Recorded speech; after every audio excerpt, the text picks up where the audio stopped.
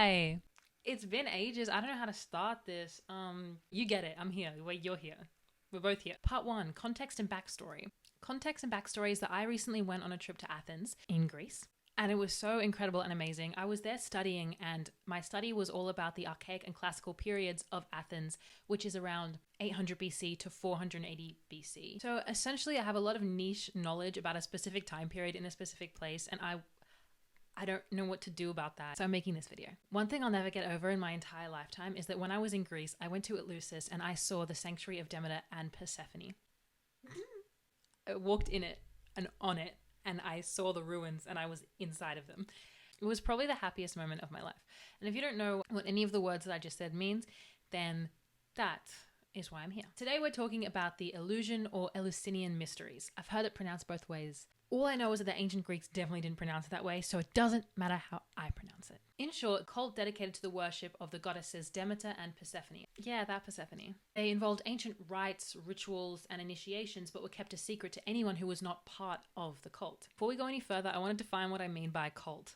This is not cult in the sense of like Charles Manson, Kool-Aid sort of vibes. This is more cult in the sense of religious worship. When we're discussing ancient Greek religion, a cult refers to the group which is dedicated to the worship of a particular deity. That's it.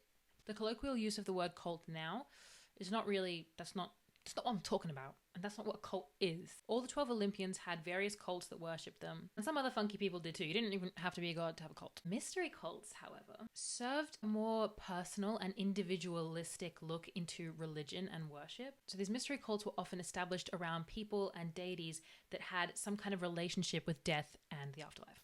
Demeter and Persephone definitely check this box. They have quite an intimate relationship with death. So let's go over their little story. The mysteries themselves are related to the myth of Demeter and Persephone. Demeter is the goddess of agriculture and fertility, which is recounted in the Homeric hymn to her. According to the hymn, Demeter's daughter, who is Persephone, she's also often in ancient Greece referred to as Kore, which is just like the daughter or the maiden. She was assigned the task of painting all the flowers on earth, giving them their color. Demeter would create the flowers and Persephone would color them. While doing this, she was seized by Hades, the god of the underworld. He took her into the underworld to be his bride. Demeter was absolutely distraught and heartbroken. She was furious. In an effort to kind of get Zeus to give a shit about her situation, and actually help get Persephone back, she caused a massive drought.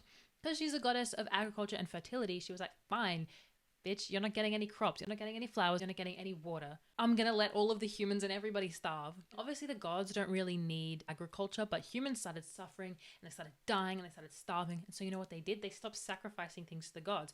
And now the gods are listening.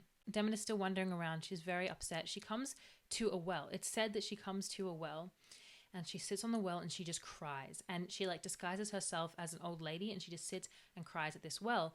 And the townspeople, whose well this is, they come up to her and they are very kind to her and they offer her comfort. And this well is said to have been at Eleusis, which is where the later temple to Demeter and Persephone would be built. This is all mythology, but you can actually see a well at Eleusis that is said to be the well that Demeter came and cried at in mourn for her daughter. Anyway, because she was causing such a ruckus, Zeus was like, fine, I'll do something. He allowed Persephone to come back to her mother. The arrival of Persephone from the underworld created the first spring.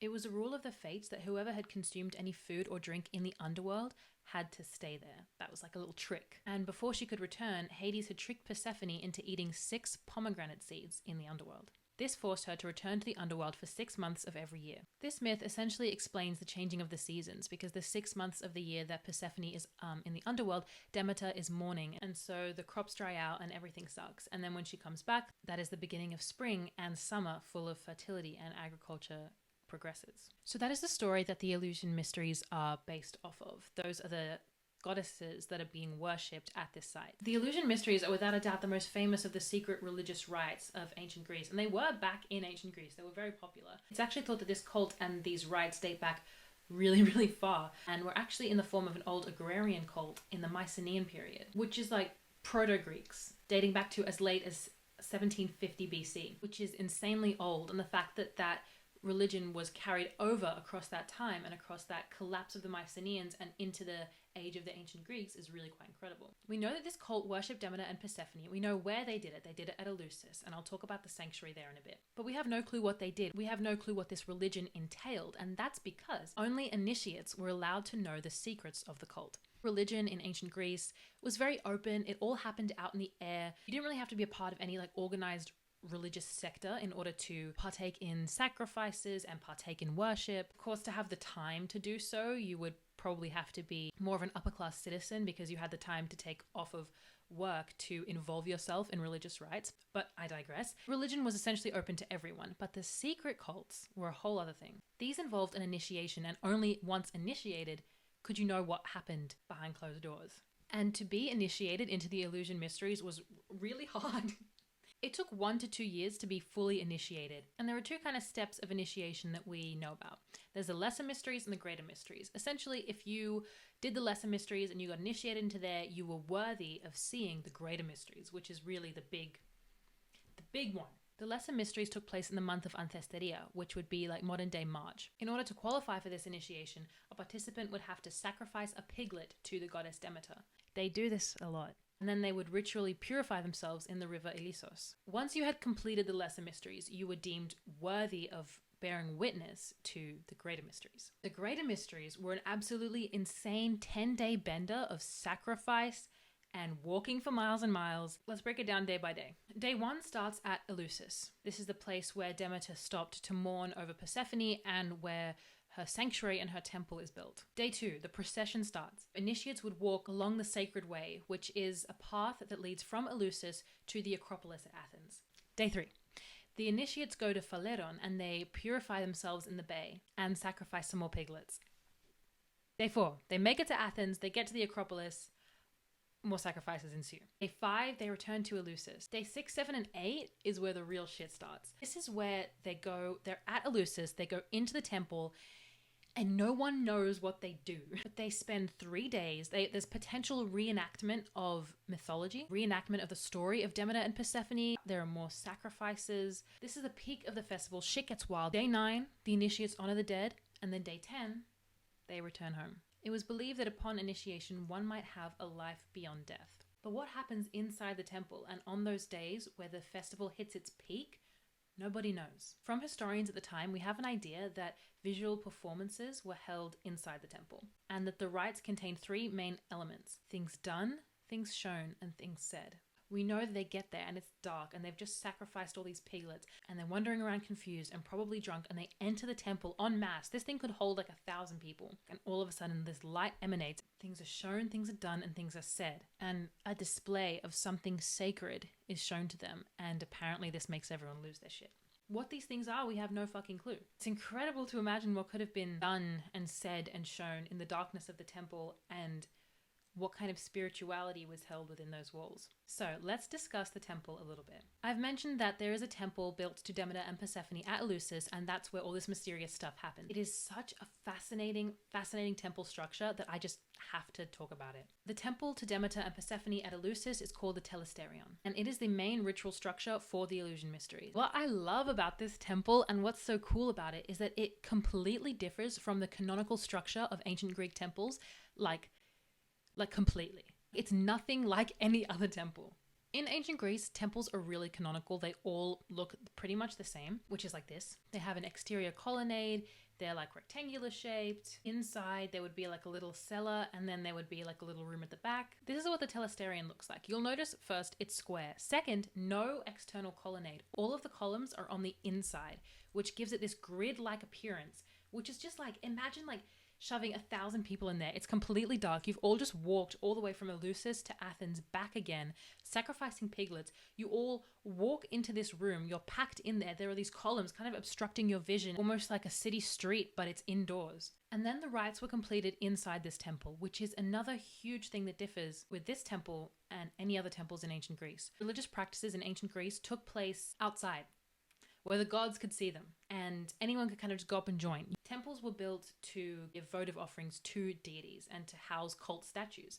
But all of the ritual sacrifice and everything, the altar was always on the outside of the temple. The rites at this sanctuary took place within the temple under the cover of darkness, which harks back to the darkness of the underworld and the deity's chthonic nature. The Telesterion is a beautiful way of how cults would play with light and dark, both physically and metaphorically. The darkness of the underworld is a concept, but it's made real in this temple, in this practice, in the worship of these deities. Rituals all took place at night, and torches were brought forth to be the only light source. This gives a semblance of power and allure to the already otherworldly nature of these mysteries. When Aristotle discussed the Eleusinian mysteries, he explains that initiates were not supposed to learn, but they were supposed to suffer or experience. He uses the word pathein, to suffer something. The purpose of these hardships that the initiates went through in their religious practice was to get them ready for the hardships they would have to overcome in terms of death and the underworld. And it was this that gave them the tools to have a blessed afterlife. Above all the rites and rituals that were important to this cult, the main important one was that it remained a mystery. It was absolutely forbidden to disclose what happened under the cover of darkness inside the temple on pain of death. And that has still held on to today, which I think is amazing. We still don't know what happened, and we still don't know what these initiates experienced. We still don't know what kind of spiritual revelations they had or what was shown to them. There's a lot we can figure out about the past, and there's a lot of the past that has been ripped bare for us to see. I think sometimes it's nice to leave things like this in the dark. Although they're so mysterious and so intriguing to us, and we might want to know exactly what happened, the truth is that this mystery cult was just that, a mystery. And the fact that we still don't know what happened here makes me really happy because it means that the wishes of these people who enacted these rites and rituals are still being upkept today. There's so many times in history where the desires and the hopes and the wants of people in the past are not taken into consideration when we're studying the past. And this one we don't really have a choice because we really don't know what happened, so we don't have the choice to share it or not. But I'm glad we don't know, because so little do these people in the past get any agency over their lives and over their wishes. I'm just glad that we can still give the initiates of the illusion mysteries a little bit of their secret to hold on to. Cheers. This is probably a short one, but I had fun. I really loved seeing the actual temple, the Telesterion. This is me inside the ruins of the Telesterion, absolutely freaking the fuck out. If you want me to talk more about my time in Athens, I will. Also, if you have any ideas of what else you might like to hear, archaeology or history-wise, let me know about that too. I'm gonna head off. See ya, love you, bye!